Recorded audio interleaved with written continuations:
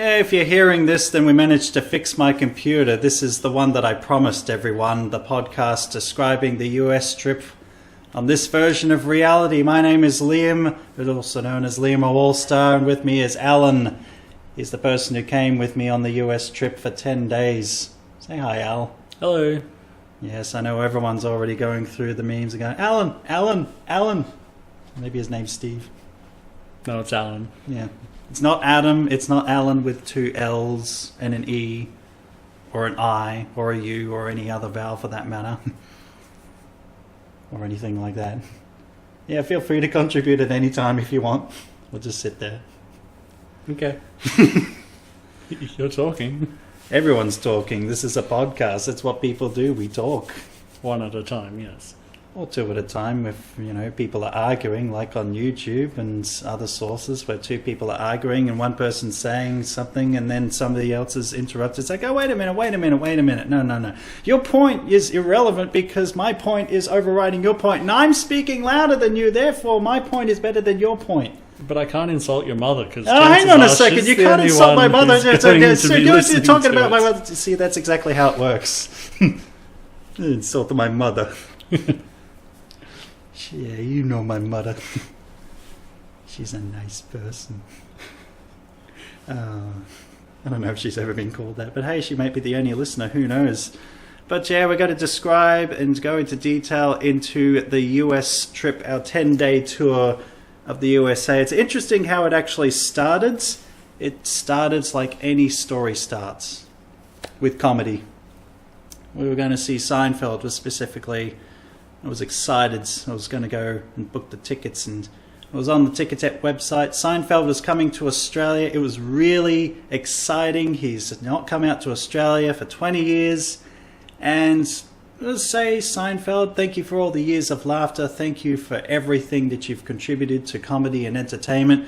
But to Ticketek, screw you and your stupid online system. Alan, can you actually explain how the hell that system worked, or rather it didn't work? It didn't allocate any available tickets, so you couldn't buy any. So basically, I was the first in line waiting before the 9 o'clock deadline, or whenever the hell it was. I was online, ready and waiting to buy the tickets front row. So, I mean, who the hell's going to be buying the front of the front row tickets? I mean, who's got that kind of money? Obviously me and you, because for all everyone knows, we're rich and successful, of course. But yeah, so I was basically, I wasn't so rich and successful that day, unfortunately, because I spent at least 3-4 hours where I should have been at work. I guess maybe they'll never know. They have no trace of it, but spending time at home trying to actually book the goddamn tickets and just watching before my eyes as all the tickets got booked. And every time I tried to click through, it said, oh, ticket allocation exhausted. And you're on a government line. Like, there's no reason why you shouldn't have got through. You tried as well. The website was down. It wasn't issuing new tickets.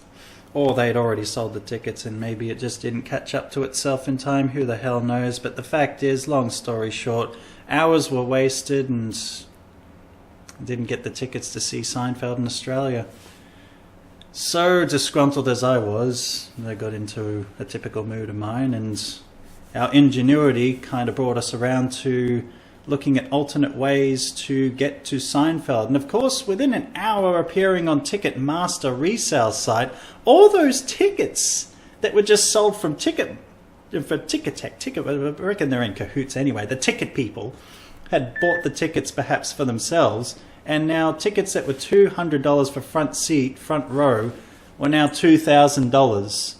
And the brilliant part about it was the fact that, oh, here's the thing, it's to be sent by Australia Post the day before. If you've ever heard my spiel about Australia Post and their delivery, yeah, that's going to happen. So if you're not there to actually collect it and then they take it back to the depot and all that jazz, you know my feelings about Australia Post. He does. He does. He does. Intimately. Yes, mailmen and slotting into holes. But essentially, we ended up, well, specifically, the IT guy here had some extra time on his hands, he was looking through and saw that Jerry actually tours America a lot. Who'd have thought that he'd actually do comedy in America? And they'd been on sale for a long time, and there were quite a few seats. I mean, not a lot, but there were a few seats still available, and some that were front row as well. And they were pretty much the same price. I mean, save for the conversion of the Australian dollar to the American dollar. So pretty much made the decision, you know what? Seinfeld's coming to Australia. I can't see him in Australia. If I'm going to have to pay $2,000 just to see him in Australia, then I may as well spend that $2,000 and it'll finally give me an excuse to go to America. And somehow it grew from there because, for starters, you know, going to New York where he was playing and at a convenient time where we could actually see it. And then from there, we discovered that the flights to New York has a stopover in LA at LAX. So then you figured, well, while we're there, we'll spend a few days in LAX. And keeping with the 10-day tour, which pretty much started with New Zealand, and well, pretty much before I was even asked to go along, because you pretty much plan it 2 weekends and a week, if I recall. Yeah. Yeah. Yes. Feel free to have a comment. Fly out on the Friday, fly back on the Monday. Which we soon discovered, I mean, spoiler alert for later, that changing time zones, it doesn't exactly work that way, but from our perspective, an Australian timeline, it worked out to be 10 days, even though technically we were pretty much gone for a good 11, perhaps 12 days with the going back and forth, literally travelling through time. But LA, we planned 5 days. New York was a plan of 5 days. All the hassle in between of getting an Airbnb place, although you really had to deal with that more than I did because you got the Airbnb account. We spent a number of weekends looking at Airbnb places who rejected us for being white males. I mean, it's just not fair. I mean, come on, we've got it bad enough as it is. First world white male problems. I mean, is it enough that we're accused of having too much privilege? Can we not use it once in a while? No, that's my racist comment for today. Oh no, but seriously. I don't think I could describe my situation as being privileged at all, considering the fact that born, lived and raised in a place called Logan. Look it up, people. Yeah, we were in East LA. I got to tell you, you guys have got a Nike outlet store. Logan, we don't have a Nike outlet store. I mean, one of our biggest outlet chain stores, Myer, is actually closing down as of this podcast. And it's probably one of the most fancy things that we've got in Logan. It's hightailing out. It's like, no, we're gone. You know, we once had a water park, but then we put a shopping centre there and people still dress like they're going to a water park. I'm afraid to hit on someone because, you know, they've got the old people, you know, that don't dress their age, they dress young. And then the younger people that dress like the older people that are dressing like the young people. So I'm afraid that if I go up and ask a chick out, I'll be arrested for, you know, asking out a 12-year-old. Like, I thought she was 20 or 30. Jesus Christ. Why are kids dressing this way? But I'm detouring from the actual point here. But fact is, we planned the tour, Airbnb, we finally got a couple of places, then we had to fill the gaps, and of course, by doing sane and sensible things, we looked at a lot of options. There are a few rejected options, which I guess I describe first. One of them, most prominently, was the Segway tour that we were sort of looking at for New York, and it was a pretty hard decision until we clicked on the internet and looked into, okay, Segway tours, how do they go, what do they do, you know, what's it all about? And the first thing that came up was 10 reasons why Segways suck. And it kind of convinced me, and convinced Alan too, that maybe going to America and driving around in a Segway, being from a foreign country in a time of hostility, might not be the best thing in the world. So we just sort of decided, Segway's out. Segways are not cool. No. I think that's actually what it was called. 10 reasons why segways are not cool. Or Yeah. something like that. You can't afford not to look cool. But hey, if you got a Segway, I got nothing. If you got a Segway, good luck. Okay, you're doing good. It's amazing that you care so little for your self-respect that you would ride around on a Segway. To each their own. But still, Segways. Maybe I'll end up riding on one day, just to, as an old man, just to test out how they were back in the old day. What was I talking about? You segued into Segways. I Segways. segued into Segways, and there was another one where it's like, there's a bicycle tour. Can't do that. Someone can't ride a bike. I can ride, I just fall over. Well, fair enough.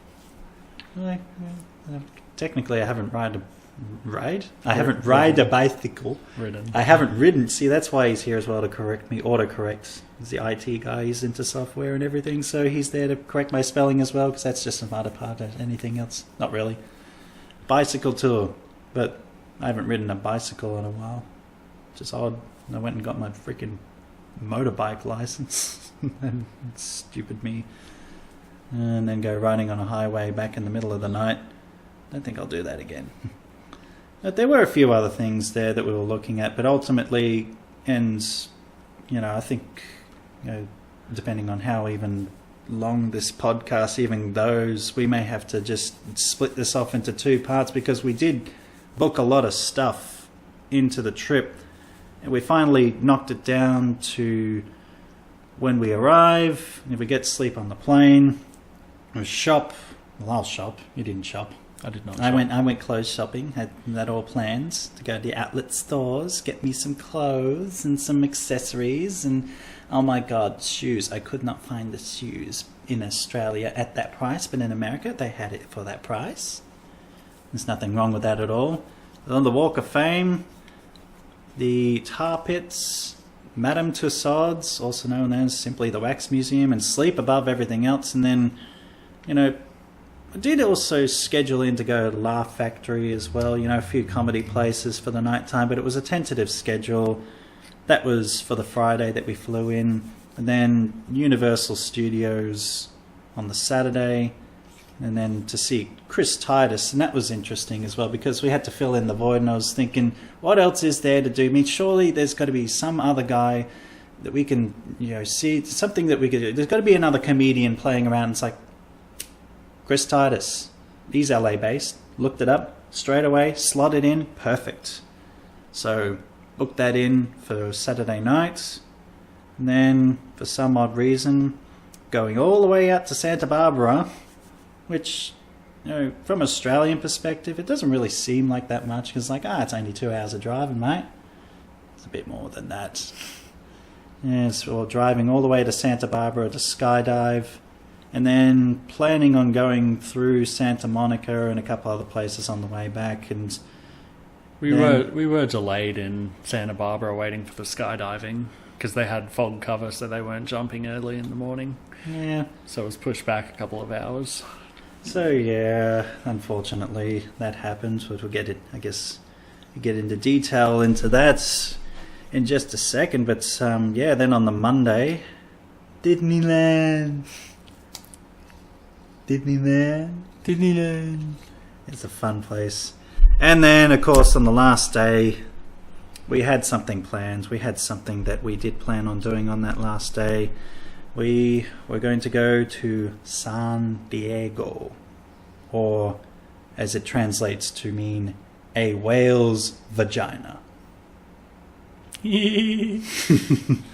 That's pretty much the LA stretch, but I guess to go into detail of it, it was interesting because, I decided not to sleep one bit, so I was awake pretty much the whole time, and I was trying to complete all the tasks that I would have been doing that week in one night/one morning. You got a good night's sleep, good morning's sleep, can't complain. So I was pretty much doing everything, and that's pretty much where we're at right now in this sort of interlude. If you're actually hearing this podcast right now, it means that I got my computer fixed thanks to Alan. done a really good job in getting that piece of crap going. We're actually recording it on my computer because his computer still doesn't work. But in this sort of fabric of time between when this is being recorded and the computer being fixed, you know, if you're actually hearing this, it means that it was all successful and my computer is now working and I'm able to edit all the videos and everything that I did plan on putting on YouTube and everything else that I actually plan on doing with my life, like my taxes. And she keeps criticizing me about, it's like, do your taxes. You never done your taxes. So what if I got 2 years of taxes? What are they going to do? Take my tax money away? They've already got it. Give me a look right now. It's like, what are they going to do? They penalize me for not doing my taxes? Okay, take it out of my taxes and give me the rest back. Well, don't give me any money back. Bunch of fools. You heard it first here, ATO. Don't give Liam Daly any money back. Hey, you guys are doing a fantastic job, by the way.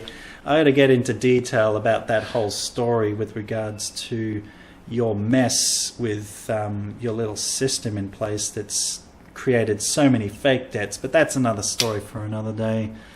But yeah, so of all the tasks that I completed, I was halted by this very computer which is being fixed right now. I was trying to look for some files, trying to carry some over, and the last time I saw my darling computer work was before I decided to get 1 hour of sleep. And that was the last time I ever saw it working again. When I got back, the computer was not working, and I guess that's where it brings us here and now. Had to fix it, blue screen of death repetitively. So I arrived, to say bye to everybody, to make the trip to the airport, wait for the flights, which is 11, 12, 13-hour flights, which was delayed by one individual. There was a slight delay, and they were quite right when they said there was a slight delay. The slight delay just so happened to come in and apologize and then sit right next to you.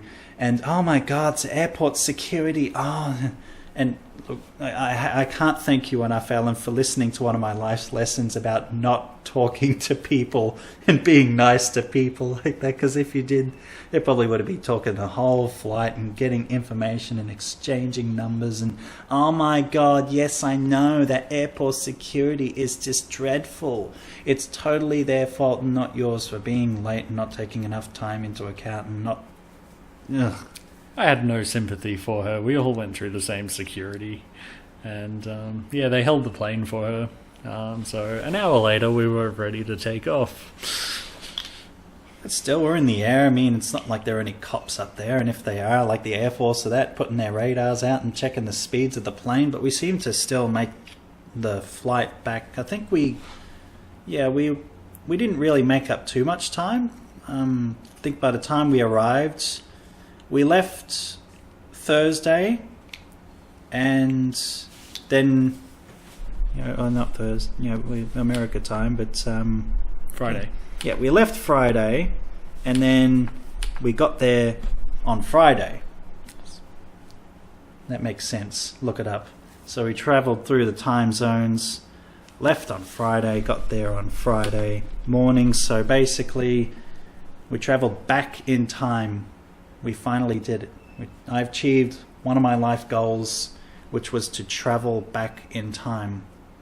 If only I could actually have done anything, like maybe warned my past self that if you try and hook that hard drive up to your computer and access the files that you're looking for, your computer is going to throw a fit and it is going to freeze and it is never going to work until you basically boot it, like literally boot it, kick it, throw it, do all the things that'll destroy it, or just simply get an IT person to fix it, whichever's easier. It seems like one option is easier than the other. So yeah, we arrive, and the fun part of going through airport security is a lot different going through Australia, because leaving Australian security at the border, they just let you through pretty much. It's like, whatever, you're gone, you're safe, see ya.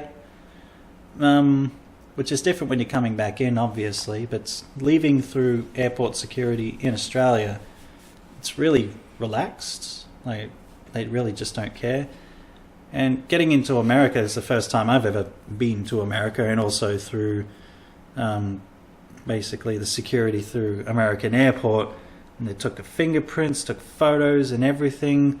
Like, pretty much the photo they took of me, that, because I was pretty much half asleep at the time, because the earplugs and the airport, the earplugs, whatever you call them, the thing you put over your eyes, the Eye plugs. eye plugs, yes, or eye mask, whatever it is. And the travel pillow didn't really get me any sleep because the drone or the plane kind of... And every time I got to sleep, I was like, I'm finally going to get some REM sleep. And then, hey, do you want to eat? Do you want some food? Yeah. It's like no control. It's like train for America. Okay, well, I'm going to be fat anyway after going to America and eating all fast food and junk food. But yeah, going through the security, they took your thumbprints, and the photo that they took looks like the worst mugshot you could possibly take of me.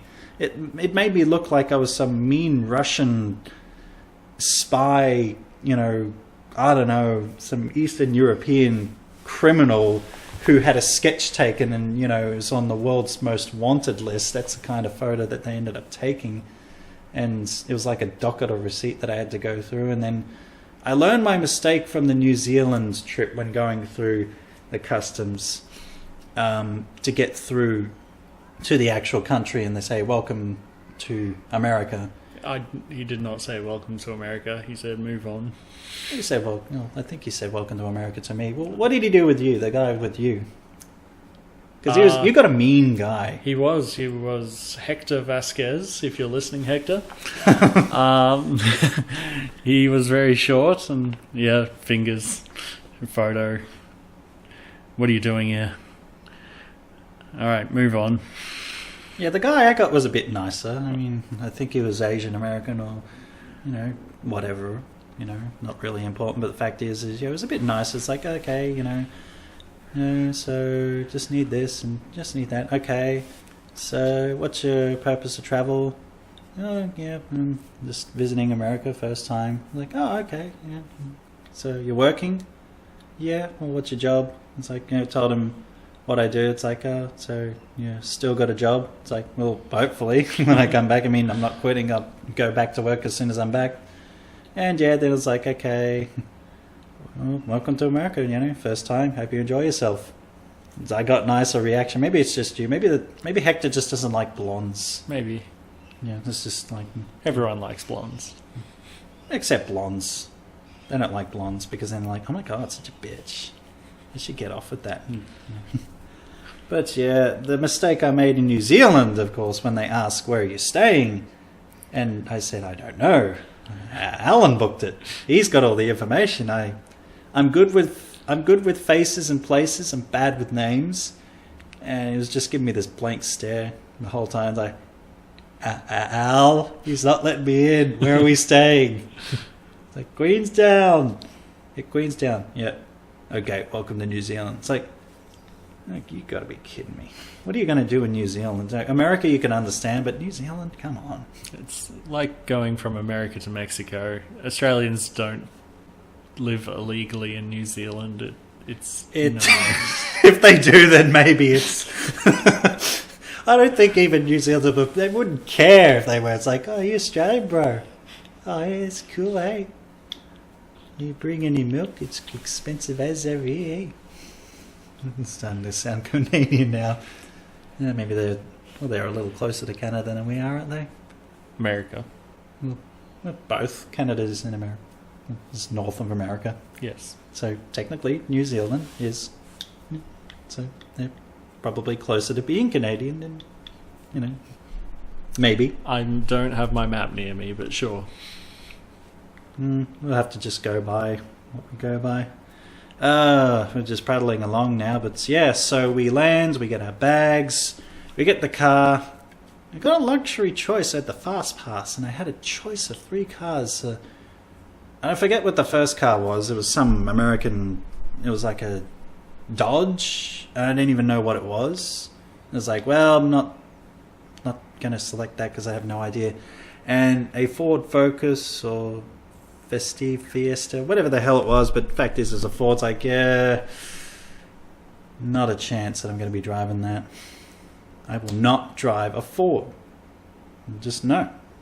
Not happening. Even though it had the best fuel economy out of all of them and probably the best safety features and everything else. No! Not going to happen. And then there was a Honda Fit, or as we like to call in Australia, a Honda Jazz. And that's when the one I selected. They got a brief lesson in how to drive American. I almost getting into the passenger seat and realizing I'd made an instant error. And Alan was looking at me like, you're an idiot, as he would do a few more times during the trip. And every other time. And after and before. And it's constantly saying, hey, you stupid jackass, what the hell did you do? But then, you know, taking the car, doing all that, going through the spike tires, and off we went. You were my designated, reminds me to stay on the right. which you guy. did. Which you did. I did, but I will admit that one of the first times I got a bit disorientated because I was half asleep and, you know, had gotten no sleep in pretty much 24 hours, save for maybe an hour of power nap. So the fact that I lasted that long, the fact that I was able to pick it up, and it was amazing. You could turn right on a red arrow, and it's legal. Yeah. You could practically run a red arrow. If you do that in Australia, even if there's no one at the traffic lights, you get pulled over. And yeah, you get the forearm of the law and the rest of the pretty much every bit of the arm, you know, the strong arm of the law going right up you. But driving around, you know, just getting our bearings, going through East LA. Like I say, East LA, you got nothing to worry about. You're far off being what I consider bad or dangerous, even though there were some people saying East LA is a dangerous place, you got to be careful in East LA this, East LA that. It's like, no. Kingston, mate. Kingston, Logan Central, Woodridge. Look them up. You looking them up? Yes. He is looking them up. No, he's not. No, I grew up adjacent to Kingston. I know what the people are like. Yeah, well, I lived there. I got things to tell you about that. Stories. Nothing like East LA at all. East LA kicks our ass. I'll probably never be welcome back there again as soon as everyone from Kingston actually finally gets NBN and affords NBN and then finally steals a computer, hooks up the internet, and manages to work out how to open this file format and hear me talk about Kingston and the rest of Logan. But whatever, get your act together. It's been years. So we're just driving around, and the first thing we figured, let's go to Walmart. Must have been a small Walmart, because usually Walmart, it was pretty much just like any shopping centre, but there's a few things that were similar, and price of a lot of things were definitely cheaper than in Australia because they're not hiking freaking tax on everything. And a big jar, like I say a big jug, like a massive jug of freaking Cheetos. Like, huge, for only $6. What the hell is that all about? Americans like Cheetos. With that many Cheetos? You could, with 4 of them, you could comfortably fill a bathtub. It looked like you could even fill up one with one big jar. I don't know. But yeah, I did think for a minute maybe I could buy it, but then I thought, no. So yeah, then went round and did my round of shopping, went to the Nike outlet store, bought a whole heap of clothes while Alan, in that situation, I was like the chick in that situation. Alan was just sort of sitting around, waiting around, like, oh my God, when's he just going to stop shopping? He didn't say it, but he was definitely thinking it. And it's what everyone always thinks. But I knew what I wanted. I went and got it and bought it and went on our way. And then, yeah, the next place that we went were the tar pits. It was pretty good. It was okay. It wasn't as good as I was hoping. Well, there was less tar. Yes. Yeah, he was expecting a lot more tar, and probably less school kids as well. So a few kids around and people touring, and look at this tar pit, look at that tar pit, and look at this. This is tar, that's tar, everything is tar. We get it. It's tar. Tar to that. And then just going around, and that's when things definitely start to get interesting, and we got the full proper LA experience, because we had scheduled in, we're going to walk the Walk of Fame, the Hall of Fame, the Hollywood Walk of Fame, and in doing so, I figured to myself, look, I'm going to need a power nap, because by this point I'm nearly pretty much falling asleep. And Alan decided, yeah, look, I'll just, 1 hour should be enough for me. You decided, yep, I'll go for a walk, just go for an hour, walk around, and then we'll come back, and I'll be all right as rain and up and energized again. I had a very brief, micro sleep, which brought me forward about half an hour, and I was still in the car, and it got bloody hot in the car because it's summer in America, and it wasn't really that hot, but still, the fact is that it was hot at the time. And when you're in a car in summer in the heat, so I figured, yeah, I'm going to turn on the aircon. And seconds after I did that and shut my eyes, it's just bang on the window, and then Alan's like, let me in. Just explain in your own words just exactly what the hell happened to you. Just in full detail, when you went down the Walk of Fame, what happened to you? In the 30 minutes that I was gone, I was solicited by a prostitute, offered drugs. I was threatened with a severe flogging from a group of black gentlemen. A flogging? A flogging. Did they say flogging? Or what words did they specifically? Not their words. Words that I, as a white male, cannot say. You could try. No. Not on the internet. Oh, yeah, because that's the worst thing on the internet right now. I was... Another group of men tried to scam me. I witnessed Spider-Man trying to blackmail a child's father for a photo. Well, he's trying to get the photos from that, the Daily Bugle. Yeah. He's a menace!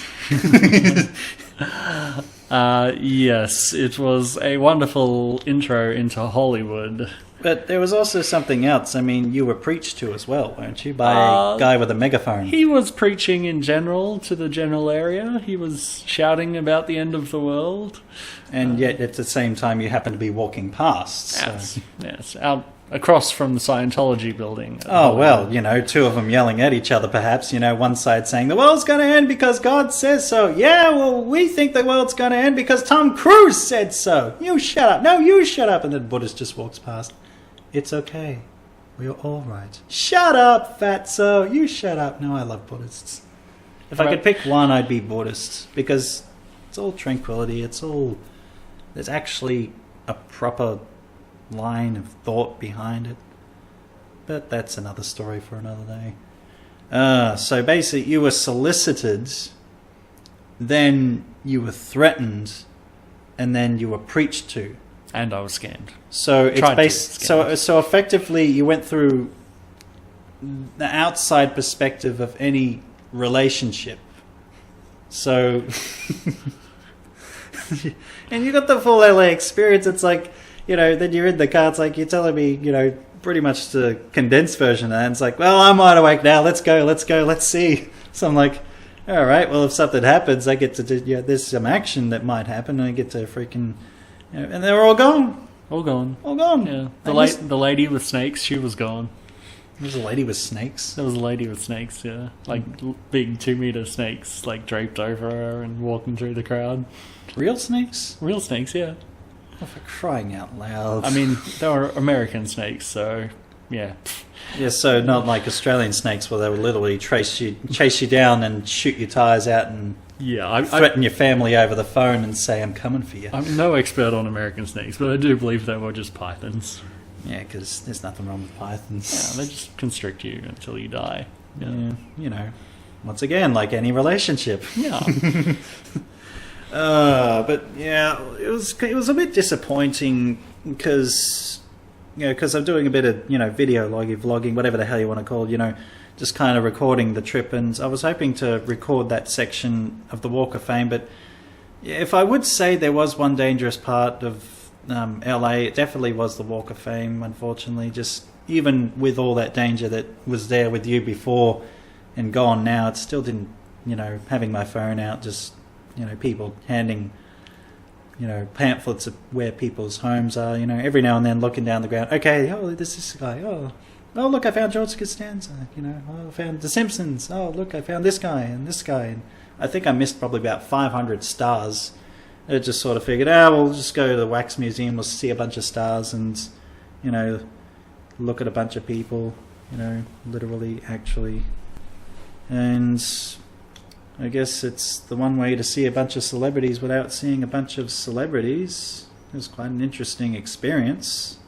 If I could just go through right now and actually remind myself as to what exactly we did see when we were going in there. But there were a few, the first the first one we walked in was just this wax figure of some guy taking a photo. And you thought it was a guy actually taking a photo. It's like, sorry. I thought it was a guy taking a photo. But then he didn't move. Yeah, it was like, why won't you talk to me? I think he was supposed to be Peter Parker. He had the camera up to his face, so you couldn't really see who he was supposed to be.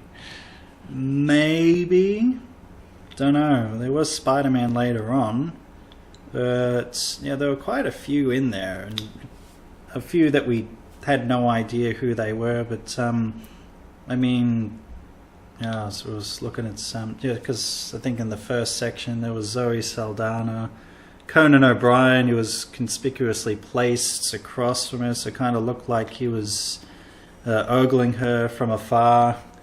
And, there's just a lot of different wax celebrities in there. Some of them were really well done. Robin Williams, Hugh Jackman, Robert Downey Jr., they were all really well done. Some of the other ones weren't as lifelike. The Forrest Gump one looked very unrealistic. Maybe that's just his face, I don't know. Yeah, it could be, you never know. Unless he looks very waxy. Maybe they left him under a hot lamp one day. He was very melty. But yeah, some of them were just really well done. Yeah, and you got to ride on the back of the bike for E.T. I did. You got to hug Betty White. I touched her shoulder, yes. I got to stand next to Moses and admire his creation, or what he was doing at the time. I got to sit in the captain's chair beside Captain Jean-Luc Picard, and then also and Kirk. Yeah, Captain Kirk, and I got to flip him off as well. Another story again for another day, but still.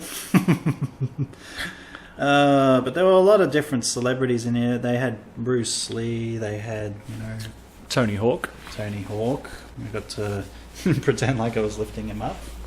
I don't know why I made that character choice, but... I thought you were just touching his backside, but okay. I was assisting him. Ah. I was lifting him up. They had Jackie Chan. Yeah, John Travolta. I got to touch John Travolta's hand. Oh my God! And I think I went back to the Charlton Heston Moses and pretended like I was cutting his arm off. Because they had a few props around where people could dress up next to the character and pretend like they were actually in the movie or something. I don't know. Just a bit of desperado. But then, anyone who's actually in there at the time pays the $40-$60 or however many dollars it actually was to go in there. It took plenty of photos. I can't even bloody well find them right now on the device it's supposed to be assisting me. But what can you do? That's a legitimate question for an IT guy. What the hell can I do? Try turning it off and on again. Yeah, well, it does. That one day that's not going to work, and you're going to be out of a job. They're going to fix that problem, and you'll be out of a job forever. I will be unable to help. Yeah. Yes, and if I can actually find it in the next 5 seconds, otherwise I'll just leave it. Maybe I should just leave it for the description and just move on to the next point, because I mean there were a lot of celebrities there, and they went through the process of how the Wax Museum, how it all happens. You know, different celebrities, icons, figures. Bruce Lee. Had him in the fly kick position. They did have Spider-Man there. It probably wasn't as well done, but you know, they probably, you know, didn't spend as much time. But a lot of different celebrities there. You know, the first Terminator figure done in the wax figure, and then Madame Tussauds herself. And then we got sick of it and just went out there. And finally, it was time to go to the Airbnb room. We could have spent a night in one room place where the review picture actually had cockroaches and rubbish in the photo, but for the same price with Airbnb we were able to stay at a place in Hollywood. What was her name again? The one that we didn't see that we booked it from? Like Nadia or something? Nadia. We didn't see her, but we saw some disgruntled guy with a jag who was like, you staying here? Like, yeah. Alright then. And just drove off or something. I don't know. Got the key, got the room. It was a nice place. A bit concerned about the fact that there was a Bordeaux? The butt cleaning thing. A bidet. A bidet. A bidet for under there. Yeah. Well, I didn't... It's like a French bidet, except it squirts you up the backside. Good times. I did not use it. I didn't, but it didn't work anyway, because I had to make sure that it was off, because if you hit that flush or something happens while you're on there and it just automatically, you know, some of them have got sensors in that, you don't know. Some of the Japanese ones now, they actually have brown hole seekers. Oh god. So they have a little camera in there. Yeah, and the water jet adjusts to the location. Children, this is your future. Good luck with it. But if there was any automatic setting or that's it. I was out. I wouldn't have stayed in there. You would not have pooped the entire time in LA. No, I would not have. No. And there's a good reason for that, especially the fact that it apparently had a massage setting. Pulsating. Yeah, pulsating. Yeah, because that's much better. You know, it gives me such confidence in saying, "Oh, it's only pulsating. Oh, we'll just continue, mate. Don't worry. Just, you know, do what you do. I trust you. You're just a inanimate device that's programmed in a way." Jesus. But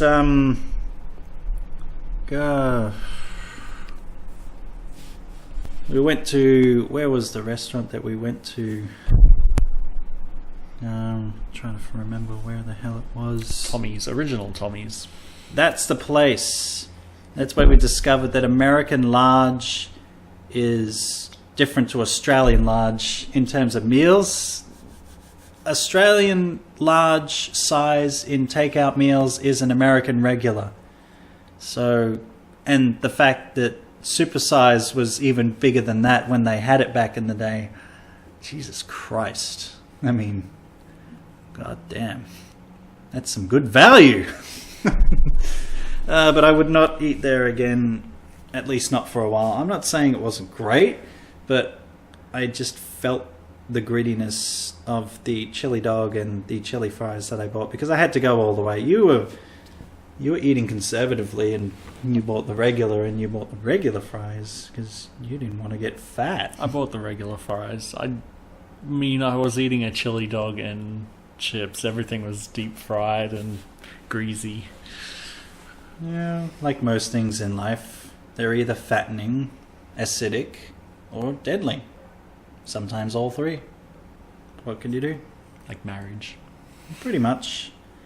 So I ate it. I felt it go directly through, and hopefully I was considering what I would do the next day if it continued on its path and went further and ruined the next day, because the next day we went to Universal Studios, the most universal place in the world.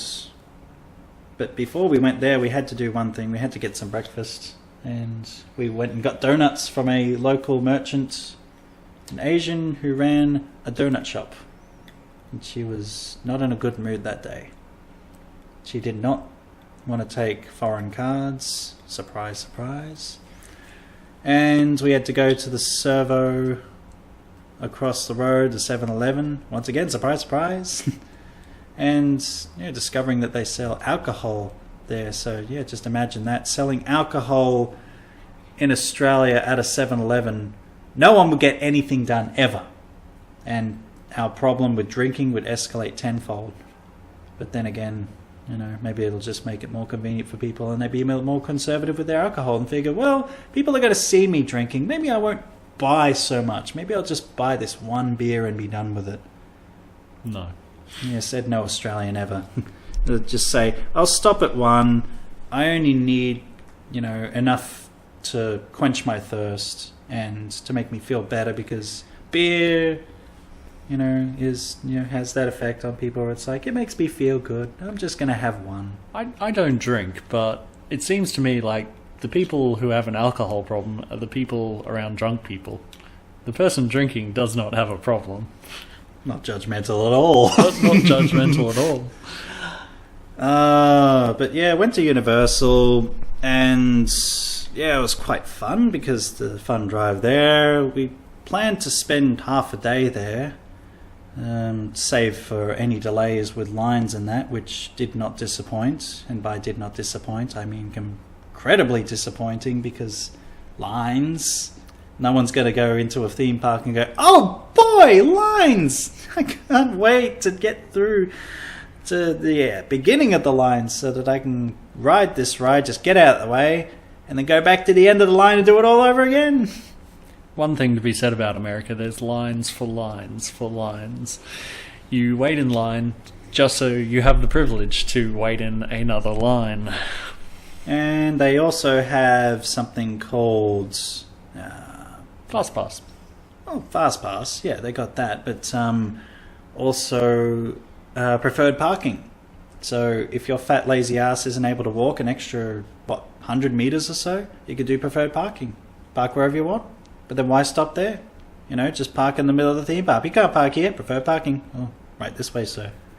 And just see a car come through a ride and just park on one of the railroad rides and that. It's like, well, you can't park here. Preferred parking. Oh, sorry. Person in a wheelchair has to abide by that because it's preferred parking. Just lost half the audience right there by being offensive. That's the way it went. But it was good. I mean, we passed the Minions ride and said no. Immediately no. Because no. Minions, no. They're annoying little you-know-whats. I don't care what anyone says. They're not cute. They're going to be gone in the next 10 years. No one's going to remember them. We're all going to hate them for what they are. Just little yellow things that don't make any sense. Like Pokemon. Yeah, and whatever happened before that. What the hell was before Pokemon? Digimon, Tamagotchis? I think they were after Pokemon. I think they were about the same time. I don't think there was anything before Pokemon. Maybe it was Pokemon's fault for this whole world, this generation. It's Japan's fault. Oh. Mickey Mouse never existed. It's just Pokemon. Yeah, Mickey Mouse never really took off like Pokemon did. I mean, not everyone was imitating Mickey Mouse. Yeah. Sidetracked. Sidetracking indeed. No, but we went into Harry Potter worlds and waited to go on the Harry Potter rides, which had a lot of theatrics and I guess probably a good thing that they seem to do with the theme parks is they have these attractions before the actual rides. I guess ultimately to distract people from the fact that they're going to be waiting an hour to actually ride the ride only once. That's the Harry Potter ride was basically sitting on some chair or bench or something. Universal Studios had a wide range of virtual reality rides. Yeah, it was all right, but I mean, maybe it's just me being biased, but the Harry Potter ride, the story just didn't go anywhere. It's like, oh, we're playing Quidditch, whatever the hell it is, and playing with the gold balls. Now we're running away from a tree or something, and now I'm fighting, some Death Eaters. What do they call them? What do the kids call them things? You probably know it better than I do.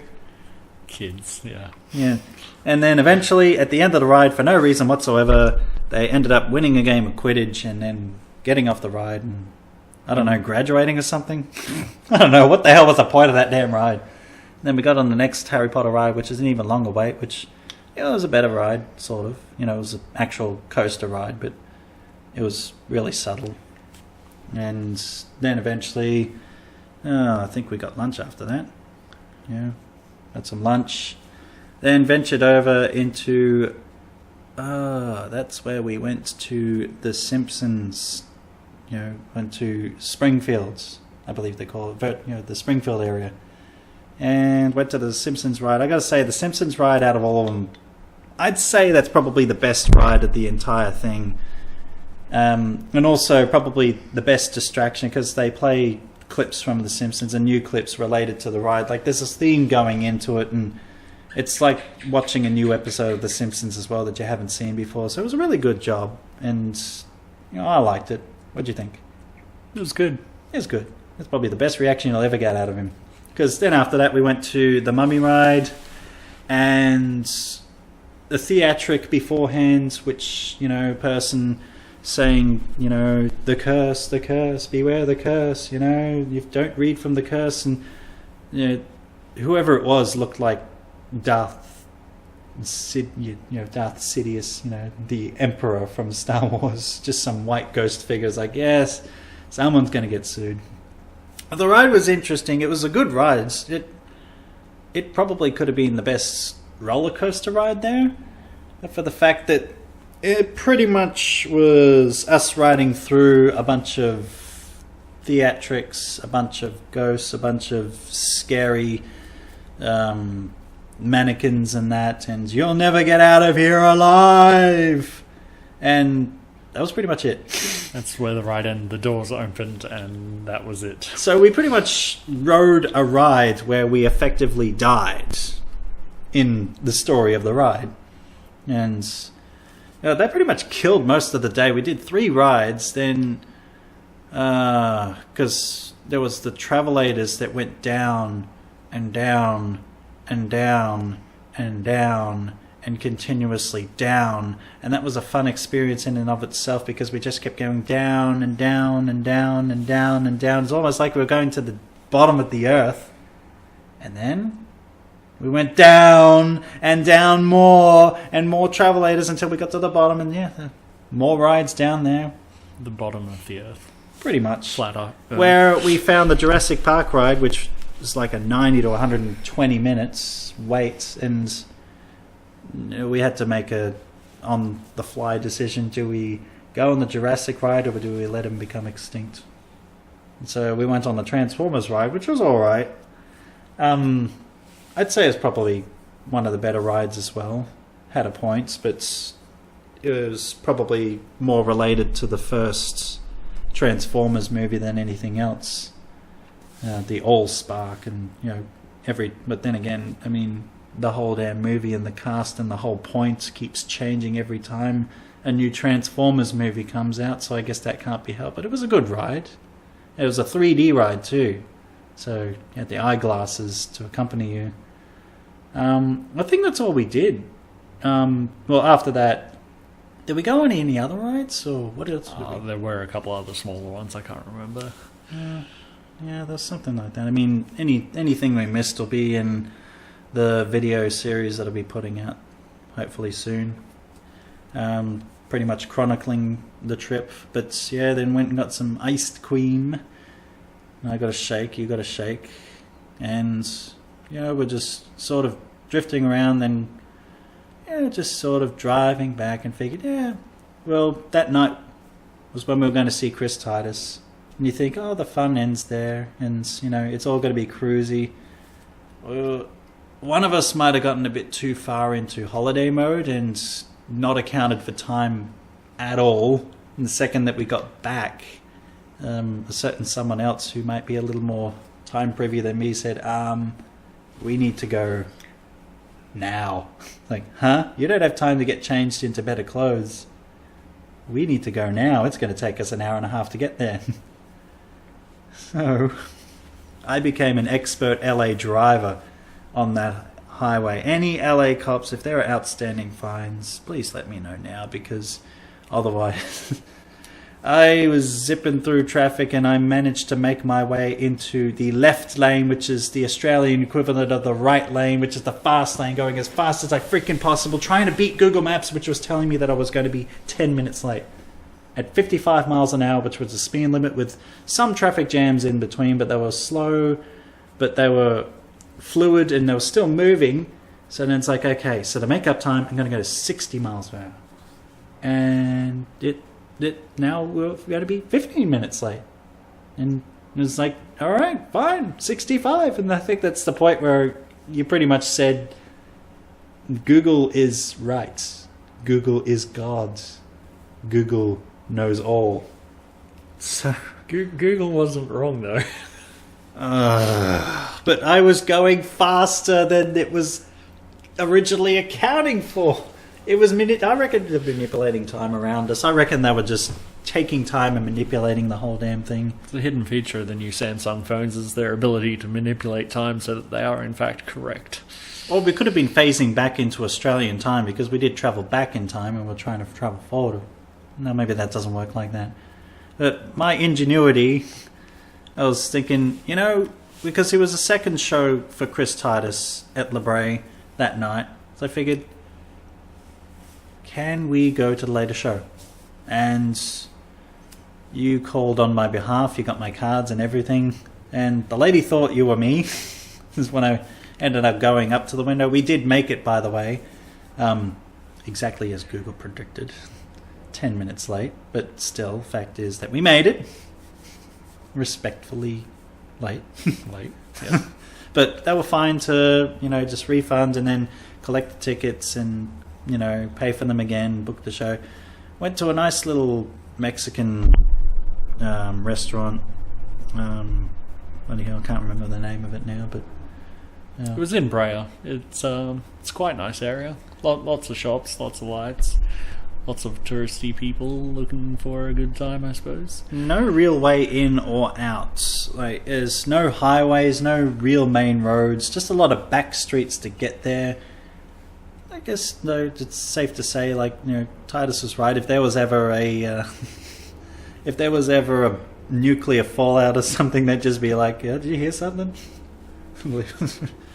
But yeah, we saw the Chris Titus comedy show. Bombshell Ray, his wife, Rachel Bradley, was there warming up for Titus, and I think it was his 8th comedy special that he was working on. The next thing he's going to try and make into his 8th comedy special, I guess, is probably his 8th major hour-long, hour-and-a-half routine that he's hoping to turn into another DVD special. And that night we met a couple of people that night as well, and they were a lovely couple. One of them was from the local area, and the other originally from Mexico, and I was sort of talking to them a bit and everything, and watching the show. But what did you think of Titus? Because you haven't really seen much of Titus as much as I have, because I've listened to the podcast, I've followed the show and everything. He had the show on Fox, and he's had a few other comedy specials. You've probably had less exposure, but overall, what did you think? He was aggressive, direct, and very funny. Let's get into that aggressive bit, because there was one guy who sort of did heckle him in the show, who basically... Titus was telling a joke, and then this guy randomly yelled out, OJ! And to which Titus I guess he was in a bad mood already that day, which I guess if anyone had paid attention would know that Bombshell Ray just already kind of got into that detail. And, just sort of figured, probably not a good idea to pick on Titus, because if you've even gone into the synopsis of Titus's past and seen, just how, he's a really nice guy, but he can be very temperamental, and he just got right into this guy. It's like, what are you doing? You're just yelling out random jokes right now, random joke requests, and just basically telling him, I've been doing this since I was 19. If you're going to do it, at least be good. Stay on topic, bitch. And then he was even saying, if you do have a good heckle to come towards me, I will effing massacre you. I will effing diss and effing bow you. And then just the most funny thing that I noticed during the show, because then Titus was trying to diffuse the situation, and it's like, because the guy was looking away and everything. It's like, don't look away. You're the one that he's getting pissed off now. You're the one that heckled me. And then he was then immediately backtracking a bit, and it's like, are we good? So we're good now, right? Are we good? And this big ass security guard just steps up and is 1 meter behind this guy. I'm thinking to myself, Jesus Christ. If this guy says anything other than, yeah, we're good, this guy's going to be turfed out, and he's going to have no idea. From a martial arts perspective, you see when people are literally going to be screwed in any way, shape, or form. This guy was going to be screwed. Like, really just ripped and thrown right out the exit with one hand. This guy was a big, burly guy. I think it looked like he was a Polynesian or Samoan lad. This other guy was like, yeah, we're good. It's like, see, we can resolve it. And a happy ending for all. Then had an opportunity to see Titus at the end of the show. And I guess this is breaking news to Titus right now, because he probably doesn't remember me from the first time I met him, because I met him twice in that trip. I got in this mentality in my head that's like, he's such a nice guy, but I still don't want to take too much of his time. I just, just say, good job, and get a photo, maybe try to get a video of that, and just sort of, I think I effectively escorted myself and rushed myself through quicker. I spoke to him a bit. You spoke to him. I didn't speak to him at all. It's like, what did you just... And by the time I realized I was already halfway out the door, I was like, because as well, because I knew that Titus did do appearances after the show and talk to people from time to time. I didn't know that he did it every time, but he does take the time to meet up with every single person. That's something that I can only say that in that situation, the kind of person that I was, and the kind of person that I tend to be sometimes, is the kind of person that I will dive in front of a bullet for someone, take that bullet, and then the criminal's gone, he's out of the scene, I've saved the other person's life, and then the other person will show their gratitude by offering to take me to the hospital, and I'd be the same kind of guy in that situation to say, nah, I'm good, I'll just crawl. It's pretty much the same situation now. I was kicking myself on the way back. I went back to where we were staying, and I cried myself to sleep almost. Breaking news, right? Then I decided, because I had to tell my mother, because she's a big fan of Titus as well. I guess they have at least one thing in common, the family history of chaos and destruction and everything else. And I had to tell her, it's like, I met Titus. Oh my God, you got to meet him? Yeah, I got to take a photo. Oh my God, really? Serious? It's like, yeah, but I feel like I screwed up. What do you mean? An opportunity that, I didn't ask him for, video, like I was going to get a video to bring back, just for her, just sort of a surprise, just sort of a present sort of thing to bring back. That and alcohol. I mean, she asked for the alcohol, but I promised not to get a video for Titus, and also, just because, it's, I guess, cool to take advantage of something that someone is offering you, but then I got that in my head that, well, you're taking advantage, you shouldn't take advantage. But then it's like, I just regretted it afterwards, and I was saying, I'm just kicking myself right now. I feel like I've really screwed up. I was like, it's just pity you can't, pity he's not going tomorrow night. It's like, well, he does actually. It's like, why don't you just go back? Go back. Creepy stalker alert. Just go back. You get one opportunity in your life, just go back. Yeah. Go back. I can do that. I'm gonna go back. Oh, I think I better go to sleep now. It's 2 o'clock in the morning over here. It's like, oh, well, it's only the afternoon over here. Yeah. Yeah, I got to sleep at 4. And... oh, that's the fun part that we gotta get into. But, Jesus Christ, it's been an hour already and we've only gotten halfway through the goddamn schedule. I think we need to take a bit of a breather, don't you reckon? Yeah, totally.